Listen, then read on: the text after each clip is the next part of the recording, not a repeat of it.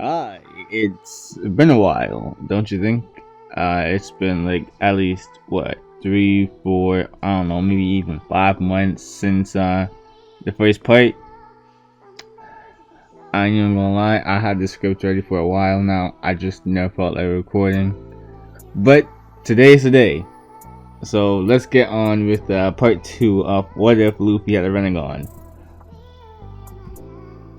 Now, Zoro, he wouldn't have been the only one to witness this mass destruction. You see, many civilians, they would have witnessed this display of strength as well. Nami would have also been a bystander in all of this. In her mind, she actually began to view Luffy as more than just a guy with weird eyes. You see, his previous displays of power had paled in comparison to what she was witnessing now. Many Marines would attempt to escape from the monsters that Luffy had summoned, but would fail miserably. The Navy base would have been completely wrecked in the end, and Luffy would have retrieved Zoro's swords in all of the chaos, surprising both Nami and Zoro. The fact that he did all of this so effortlessly, though, that was the kicker. That was what made Luffy even more scary in their eyes. From Nami's perspective, oh no, she didn't view Luffy as just a regular devil fruit user. No, she saw him as much more than just that. You had devil fruit users, and then you had Luffy, which to Nami was the devil incarnate himself. Once their purpose was fulfilled, Luffy would summon his creatures and would hand Zoro back his swords right after. He had done it in a rather casual manner, not even noticing, paying attention. I really just said that. Basically, he did not notice the amount of attention, the amount of stares that he was getting right now. He was honestly used to it at this point, though. He found that this statement could be beneficial later on, though. This non-verbal statement, I guess you could call it. He wanted to make a name for himself in the pirate world, so this was the least he could do. Cause this much chaos. He would untie Zoro's restraints and signal for him to follow his direction. Nami would find herself dragging Zoro to the ship though, since he somehow managed to get lost while following Luffy. The black-haired boy wasn't even walking that fast either. Zoro would raise an eyebrow when looking at the ship. Luffy would explain that he planned on getting it remodeled soon. He stole the ship from another pirate that tried to fight him earlier on, and he took over their crew as well. Zoro wouldn't be all that surprised in all honesty, considering what he had just witnessed from the boy already. Luffy would gather supplies from the locals on the island before departing. He got an abundance of items for free, considering the fact that he had placed a lot of fear inside the hearts of many. Honestly, Luffy wasn't really complaining though. This was rather convenient for him. Being feared seemed to have its perks, and he would order for his crew to actually set sail for Orange Town next. He wanted to meet someone there. While on the way there, the group would actually find themselves beginning to run low on rations thanks to Luffy's gluttonous ways. Some of them would grow weak from hunger until Luffy saw a bird in the sky. He shot them down, causing for them to land on the deck. But the bird was actually much bigger than what Luffy was expecting, making the crewmates hopeful of surviving after all. Some of them feared that they would die from hunger, but it seemed as if a higher power was on their side. The cook of the crew would quickly deal with making the bird edible, allowing for many to engage in a meal. They ate like barbarians, so Luffy wouldn't simply eat the entirety of the bird like he did with a good amount of their rations. Luffy's still ate a sizable portion though. I mean, come on now. It's Luffy. And this would cause for Laurel, what am I saying? Cause for Zoro to actually laugh at the display as well. He never expected for such a powerful guy to be such a brash eater. When arriving at Orangetown, Luffy's crew would find themselves quickly surrounded by a band of rival pirates. They would demand the group to give up all of their treasure if they wished to leave the place unharmed. They made a mistake deciding to dock on Captain Buggy's territory, so they had to suffer the consequences. It was just that simple. But hearing the name Buggy made Luffy excited though for some reason. He would express a desire to meet with their captain. They would all look at Luffy weirdly before laughing at him. They would tell him that no one, absolutely no one, got to meet with Captain Buggy unless they were his right-hand man or if Buggy called for them. Luffy would be slightly annoyed by this, and he would just walk past them though, deciding to find Buggy himself. They would try to grab Luffy and attack him, but Zoro would immediately make his presence known by slicing down each and every last one of the Buggy pirates that were hostile towards them. More Buggy pirates would appear, but a few would recognize the pirate hunter Zoro immediately. They saw the bodies of their crewmates on the floor and would put two and two together. Some would attempt to take Zoro on, not necessarily noticing Luffy, and in response, Luffy would turn his arm into a cannon, shooting a powerful burst of energy at them. Some would end up in the crossfire, I should say, being fried alive. A couple that were close to the blast of energy, but not necessarily in the crossfire, would be blinded. The rest would realize the sort of threat that Luffy was and immediately back off. Luffy would now have control over the situation and simply ask for them to lead him to Buggy. The survivors, they would decide to lead him to Buggy, figuring that this was probably a brave decision. It would be easier to just listen to him, listen to his orders, and ask questions later. Buggy would have been in the middle of sorting his maps when Luffy decided to barge into his office unannounced. The clown pirate would be pretty enraged, honestly, having his work be disturbed by someone's rude entrance. When seeing who it was though, he would be confused. He wouldn't know who this guy was. Luffy would introduce himself and mention how Shanks talked highly of him. Buggy, after hearing that this kid with the weird eyes was connected to Shanks, would immediately go on to the offense. He would try to kill the boy, not seeing him as that big of a threat at first. Luffy would respond by detaching his fist and launching it like a rocket at him. The fist would end up hitting Buggy straight in the gut, causing him to roll over in pain. Luffy would cringe at the display by Buggy. He was expecting a bit more from the man. That wasn't even all that strong of an attack from him. He hadn't even used his missiles yet. His crowd control cannon was stronger than that. He was confused as to what Shanks saw in this man. He honestly saw this place as a waste of time with how easy it was to take down Buggy. As he was about to leave, he would notice that the man's hands were suddenly missing. Luffy would immediately duck in response, dodging Buggy's sneak attack. Buggy would laugh and pick himself back up. He began to monologue, admitting that the punch hurt. It hurt a lot. You see, it felt like a buggy ball had just hit him, but he wasn't going to be bested by some newbie pirate just like that.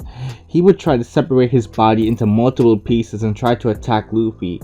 He admitted to being surprised that Luffy was a devil fruit user like him, and with a fruit that had similar properties to his as well. But this will lead to Luffy's confusion. Devil fruit user? He would block each of Buggy's attacks and explain that he wasn't a devil fruit user whatsoever. He would turn his head into a cannon afterwards, surprising Buggy. It would shoot in multiple directions, hitting each of Buggy's body parts. Each energy blast from the cannon that connected was excruciatingly painful. He would fall unconscious, not being able to endure any more pain. Luffy would facepalm though. He gathered Buggy's body parts and put them all in a bag that the older pirate held in his office. He would drag the man outside and reveal his current state to the numerous Buggy pirates. They would be shocked at what happened to their captain. They would begin to sweat, realizing the current situation that they had just found themselves in. Their captain had been defeated, and the one who took him down seemed to be perfectly fine. Literally no injuries on him whatsoever, not even a scrape. Once Luffy had launched Buggy across the seas, this would have sealed their fate. The Buggy pirates would quickly surrender at that point. Zoro would frown at this. He was disappointed. He wanted to fight these guys and see how many he could take on all at once. It could have been a nice warm-up, but once their captain had been defeated, it seemed as if they had lost all sorts of resolve. Any and all resolve had just gone out the window for them. He didn't particularly blame them though. If Luffy was defeated by someone, he would question his own strength afterwards as well. Maybe not necessarily surrender or anything, but his resolve, it would waver for a second. Luffy would decide that this island was now his territory from now on, and if these guys wanted to live, it would be wise for them to surrender their treasure. Nami would become ecstatic hearing this. She could maybe get some of that treasure if she was sneaky enough, or if she fell into good favor with Luffy. The Buggy pirates would be quick to hand over any and all treasure that they had, and leave the island right after.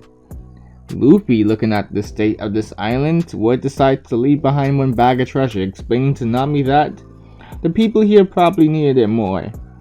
Nami would question where this generosity even came from. It certainly wasn't there when he completely wrecked the Navy base back at Shelltown. He simply explained that the governments would pay to rebuild it since, a pirate destroyed it. It wasn't like the whole town was destroyed either in comparison to here at Orange Town. Nami would mutter to herself while walking away, hating the fact that Luffy had a point. Their next course of actions would be to sail for, Syrup Village. Luffy wanted to go there to meet with somebody specific. He remembered Yasopp always talking about how he had a son that was around Luffy's age. He wanted to see if the boy was as excellent of a sniper as his dad, or, if not, had the potential to be one. He didn't need a sniper on his ship after all. Sure, he had these guys he stole from the Walrus, but it wasn't the same as recruiting individuals based on their skills one by one. When the group finally arrived at Syrup Village, they would immediately be confronted by a boy claiming to have a fleet of over 10,000 members. Luffy would just laugh hearing this, immediately being able to tell that the boy was bluffing. He didn't even need his eyes to tell. When Nami called them out, a group of children would immediately run away in fear, realizing that they had been caught. The boy would be by himself, but he would try to defend himself and his village, still with a single slingshot in hand. Luffy would be interested now and ask him if he knew Yasopp. Usopp would pause hearing this and mention how, yeah, he was his son. Luffy would smirk hearing this. From there, the two would begin to have a bit of a conversation, with Luffy bringing up how Yasopp would always talk about him. He wanted Usopp to join his crew. Usopp would question whether this was a good idea though. The group would also question about where to find a good ship, since their current one wasn't really all that. But Usopp had no answers for that. The parties would depart, but Luffy would find out from Usopp's companions that the reason he didn't want to leave Syrup Village was mainly because of a girl he knew and talked to every day since, well, he was a kid. She was apparently rather sick though, so Usopp would comfort her by telling her stories all the time, even though her butler and caretaker didn't want him there. Luffy would decide to visit the manor one day and potentially help the girl out a bit. Luffy would use one of his summons in the form of a small frog to spy on Usopp, going on to hear one of Usopp's stories that he'd often tell Kaya. He'd smile hearing this. The boy knew how to make some entertaining stories. Things were quickly ruined though when her butler, Klahadore, decided to approach Usopp and order him to leave. Luffy would swap out his frog summon for his fanged braid and soar into the sky on them. He would approach the manor and introduce himself. This would especially surprise Usopp. He knew the boy had a bit of a strange appearance with his eyes, but they didn't think it meant anything. He just thought it was genetics. It appeared as if this boy could create grotesque giant animals though with these eyes.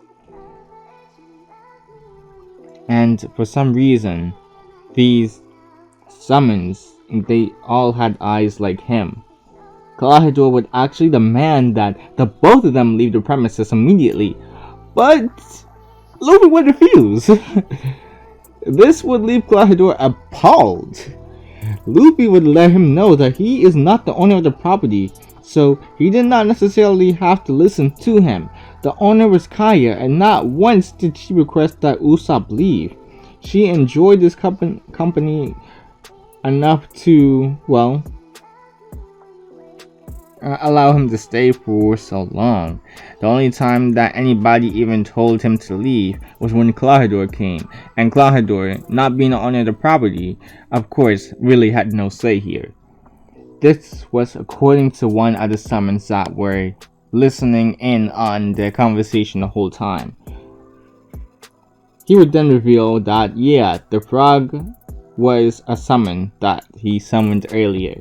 He'd explain that he could see everything from their eyes, and he also came here for a sort of proposition with Kaya. He heard that the girl was sick, but he had a solution to that. This piqued everyone's interest. He could cure her sickness? Was he like a doctor or something? Klahadore realized that this boy could potentially ruin all of his plans, so he would attempt to force them off of the premises. It would be futile though, since Luffy would have his braid pin Klahadore to the ground. Luffy would summon the head of the King of Hell, explaining that simply going into their mouth would allow for them to heal their illnesses. Luffy would notice that there was some suspicious looking eyes on pretty much everyone there, and he could understand why. So he would decide to use Klahadore as a sort of demonstration.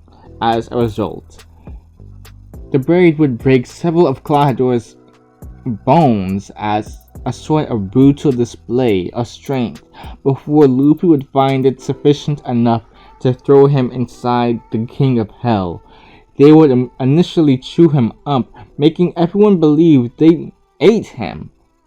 But they would spit him out not too long later, and to everyone's surprise, he even mentioned how he felt as good as new. He felt rather young, actually. It was as if he was in his early 20s once more. Kaya, seeing this, would be willing to actually take the chance now. Klahadore would initially try to explain that Luffy was dangerous, but Kaya would go with it anyways. It would be an odd experience for Kaya, but she would come out saying that she felt better than ever. Klahadore would just storm off at that point, his plans now ruined because of Luffy. Usopp would now become interested in what else Luffy could do, and the two would begin to talk after departing from Kaya's place. They would come across Klahadore talking to a strange man though underneath the cliff during their conversation. The two would listen in on the conversation and Usopp would grow fearful of the potential harm that Klahadore could do. Well, who we thought was Klahadore, but turned out to actually be named Kuro. Captain Kuro of the Black Cat Pirates, to be more specific. Luffy would plan out what to do about the upcoming raid with his crew and Usopp, and he would initially have the fodder of his crew band together to fight the Black Cat Pirates. The stronger members of the Black Cat Pirates would be dealt with by a combined effort from Zoro, Usopp, and Nami. When realizing that Kuro wasn't part of the group of pirates that they were fighting though, Luffy would realize that he was probably back at the manor, and he would soar off on his bird. They would reach just in time to see Kuro having finished attacking another one of Kaya's butlers, Mary. He sliced their back, leaving them to collapse in their own blood. Luffy would find Kaya and put her on the back of his bird, informing her of everything that was going on. He would be the one to settle everything with Kuro. There was too much Kaya had to process in this moment though, and Luffy didn't have time to wait and let her get the gist of the situation. I can't speak. He'd send her off so he could deal with Kuro himself. Kuro, seeing Luffy, would be enraged. He would yell at him, telling him that he had ruined everything. He would laugh though, mentioning how he had nothing to hide anymore. He was going to make sure that the boy suffered, noticing that the bird wasn't with him. He wasn't going to give him the chance to call upon his companion either. Luffy would summon a giant bear to protect him though, surprising Kuro when attempting to end Luffy. For a moment, it looked as if Luffy's eyes had a menacing glow to them. Those eyes would be the last thing that Kuro saw though, as Luffy would use almighty push to send Kuro flying. It would be narrowed down to only specifically target Kuro so the entirety of the manor would not be destroyed in the process. Only a side of it was destroyed now. Kuro would find himself having been crushed from the almighty push already, but when landing on the floor after being sent flying for miles, the impact would have been much more than enough to kill him. Luffy, having dealt with Kuro, would go on to heal Mary and bring Kaya back. He would show her the remnants of the Black Cat Pirates to let her know the potential threat that Kuro had posed. Kaya would be eternally grateful for the crew's help in protecting her and the village, even if the rest of the village would not even know about what had happened that day. Mary would even offer the crew a ship that they could use if they didn't like their current one all that much. The name of the ship was the Going Mary. And Luffy would be overjoyed at finally getting a ship that didn't look like he got a life-sized dollhouse in the form of a boat. Usopp would decide to join the crew as well, making Luffy smile. With an official ship to use from now on, Luffy would try and make a Jolly Roger, but he would be revealed to be a surprisingly terrible drawer. Zoro would laugh seeing this, mentioning how he was glad to know that there was something his captain couldn't do. It made him seem more human. Usopp would take a shot at drawing the Jolly Roger, initially making it look like him, but swords would be pointed to his neck by the father of Luffy's crew, who had basically become extremely loyal to him. They had become loyal through fear, but loyal nonetheless. Usopp would with gold before making a proper Jolly Roger with Luffy's eyes being the highlight of the Jolly Roger. Luffy would be thrilled to see how well the Jolly Roger came out, and he would compliment Usopp on his skills. The group would head over to the Baratier in order to get something to eat after a long travel though. The crew would encounter a marine ship while heading there, and the captain of the ship would order for his men to sink Luffy's ship. But Luffy would to an Uno reverse by blasting missiles from his arms, destroying the cannonballs from the Marine Navy ship. This would shock the Marines, but their disbelief would be further increased when Luffy would create his own cannon from his head, destroying the Marines' ship. Usopp's jaw would drop at this display of power from Luffy. He managed to take down a Marine ship in one single attack. He didn't understand what sort of device came out from Luffy's head though, but it appeared to be effective nonetheless. When looking around though, it didn't appear that anyone else in the crew was shocked. Was this something normal for them or something? Luffy's crew would make it to the Baratier where they would meet a cook by the name of Sanji. They were apparently low on staff, so he would be taking their orders despite also being a chef. He would be head over heels for Nami though. Luffy's crew is fairly large, so it took him a while to get through everyone's orders. When it came on to Luffy, he would confirm that he did have the money to pay though. A man who looked like he was knocking on death's door and soaking wet as well would make his way into the Baratier, taking a seat and demanding food while everyone in Luffy's crew would be enjoying their meals. His name was apparently Jin, and he was from Don Krieg's crew. The guests did not want this man to be served in fear of what could happen. They just wanted him to die. Even the person who took his order, when finding out he had no money, simply beat him up, no longer viewing him as a customer.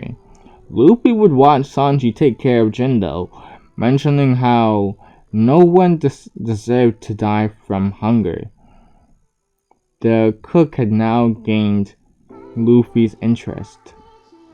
Sanji would notice Luffy watching him and be creeped out by his eyes. Luffy would be questioned on why he did it. Why was he watching him? And Luffy would simply answer by saying, well, he was intrigued on him feeding this guy. Luffy wanted to now know why he decided to help him, why he decided to feed him despite not having any money. Once more, Sanji would state that he believed no one deserved to die from starvation. It was an inhumane way to die. Luffy would offer Sanji a spot on his crew to which the cook would refuse. Luffy would refuse his refusal though, and ask if he had a dream of any sorts, something that motivated him to do what he does. Sanji would state that yes, his dream was to discover the All Blue, a place where all of the oceans converged so that he could see all the aquatic life there and make the finest of cuisines from them. To his surprise, Luffy would not laugh at all. He wouldn't laugh at his dream, but instead uplift it. He would state that his dream, it was to become Pirate King, and Jin, hearing this, would state that it'd be best to give up on that dream. To become Pirate King would mean exploring the Grand Line, and this crew, despite being one of the strongest in the East Blue, had been decimated as soon as they made it to the first half. There'd be no way a rookie pirate like Luffy would even survive. Luffy would let Jin know that he wasn't like Don Krieg though. He was much more capable. Jin saw this as pure naivety though. Jin, after recovering his strength, would go for his captain and bring him to the Baratier so that he could be fed and recover his strength as well. Krieg would even promise that if he and his men could be fed, they would leave the Baratier alone, not stirring up any trouble whatsoever. Many didn't believe their words though. Sanji would still provide for Krieg despite the complaints of the patrons and other chefs alike. In the end, after Krieg recovered his strength, he would quickly go back on his words and sucker punch Sanji. He would quickly start making demands, but Luffy would step up. He would shoot several rods at Krieg, piercing through the armor and plunging themselves into his body. Krieg would cough up blood before collapsing, having drowned in his own blood. Luffy would let it be known that he did not like people who went back on their word. If the rest of Krieg's crew reflected this behavior, it'd be better if he just killed the rest of them now. The patrons would cheer hearing this, and Jin would be speechless. He truly believed his captain would hold up to his word, but he was wrong. He'd consider his options here, and realize that it would be best to surrender. The crew's morale would already be destroyed when finding out that their captain had been killed. Luffy would think about it for a moment before deciding that it wasn't good enough. He wanted these guys as his subordinates from now on. They would be watching over the East Blue Whale under Luffy's flag as he journeyed to the Grand Line. Jin would be shocked, but realized he had no other option here. He'd accept and be the messenger, bringing the captain's corpse as evidence. The Krieg pirates would initially refuse to accept this, even in their weakened state, but Luffy would arrive not too long later. His presence alone intimidated the other pirates. His eyes were freaky, and Luffy would make a proposition to them: either die or join his crew, primarily being used to watch over the East Blue. Some didn't want to accept being under Luffy's control though, leading to them being knocked out by his rocket fists. This would quickly shut up the rest of the former Krieg pirates. After being put into submission, the crew would be provided meals to recover their strength. Right when they were about to leave, what looked like a black dot was approaching them at rapid speed. It became more and more apparent what it actually was, leading to panic by the Krieg pirates. Luffy, seeing this, would use Almighty Push to reflect the attack, surprising the crew members and Mihawk. Zoro, recognizing who this was, would immediately exit the Baratier and run towards the swordsman. He would introduce himself as Roronoa Zoro. Well, why can't I speak? Roronoa Zoro, the pirate hunter, and he expressed an interest in fighting Mihawk so that he could gauge his current strength. Even if he didn't win, it would still be a learning experience for him. Mihawk would show little interest in Zoro, but accept in order to cure his boredom for a little bit. He used a pocket knife throughout the entirety of the fight though, humiliating Zoro.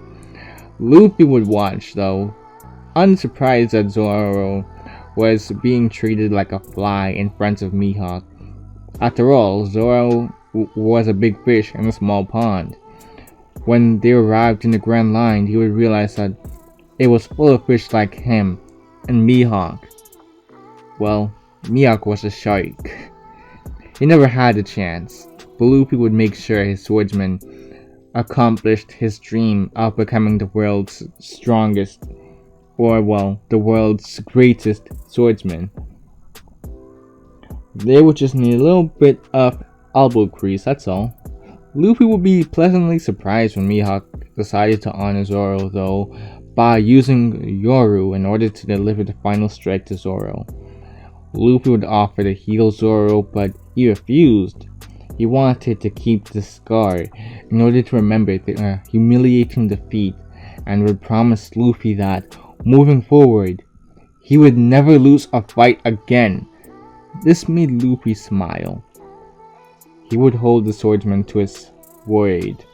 He hated those who went back on their word after all, and Zoro knew this all too well. Nami would approach Luffy with her head down, confusing the boy. She would tug on his shirt before looking him in the eyes. She would gulp before hesitantly asking him a question. If he would save her village from the tyranny of Ilong. So yeah, if you guys enjoyed the video and you want to see more content like this, remember to hit that subscribe button, leave a like, and comment as well. Helps with the algorithm. Maybe even share this video to some others who may be interested in this sort of content. Beyond that, that is all.